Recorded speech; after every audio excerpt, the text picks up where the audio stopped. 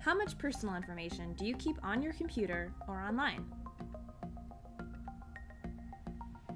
For now, it might be emails, schoolwork, or personal gaming accounts. But as you get older, it could include things like medical records, banking info, and details about your identity. So it's pretty important to keep all of this information secure. Using a strong password is an essential component of protecting your personal information. So, what does a strong password look like? Back in 2003, a guy named Bill Burr published a guide telling us how to write secure passwords. It involved using a complicated combination of uppercase and lowercase letters, numbers, symbols, and emojis. Okay, I'm just kidding about the emojis.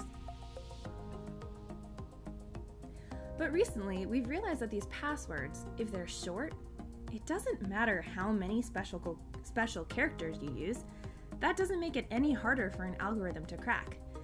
And let's face it,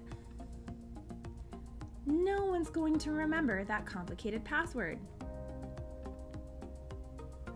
Check out this XKCD comic illustrating the downfalls of those complicated passwords and how a passphrase is a better option.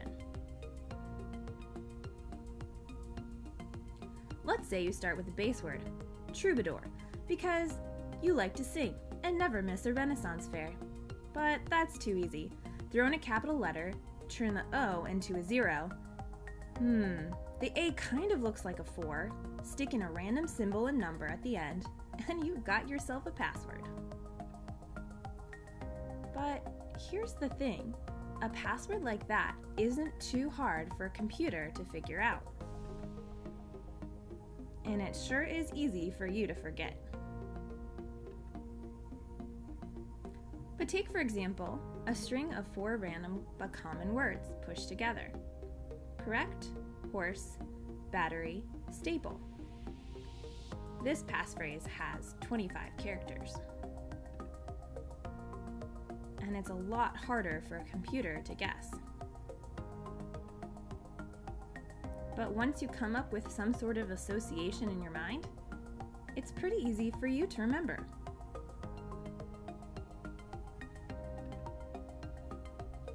So here's the skinny on how to come up with a good password. Using a long string of words, called a passphrase, is now the preferred method of security. It has more characters, making it harder for a computer to crack, but as a string of words, it's easier for the user to remember. Now that you know what a passphrase looks like, should you change your password? If you answer yes to any of the following questions, it's time to make a change. Is your password still the SFES ID number 1 that was preset for you? Has it been over 6 months since you changed your password? Does a friend or classmate know your password? It's time to reset your password. Now that we've talked about the importance of keeping your password secure and what a secure password looks like, here's what you need to do to reset your password. First, go to the Student Splash page. Then, click on the Student Resources button. Here you'll see the student main view, and you'll see a button that says Change My Password. Type in your current password, and then your new password.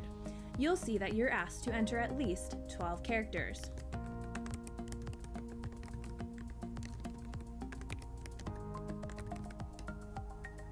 Save the changes, and your password has been updated. Password leaks most often happen because you've written it down and someone finds it, or you tell someone your password. Even if that person is your best friend, you shouldn't be telling them your password. At this age, it's okay to tell your teacher and your parents, but that's where it ends. In the words of Gandalf the Grey, keep it secret, keep it safe.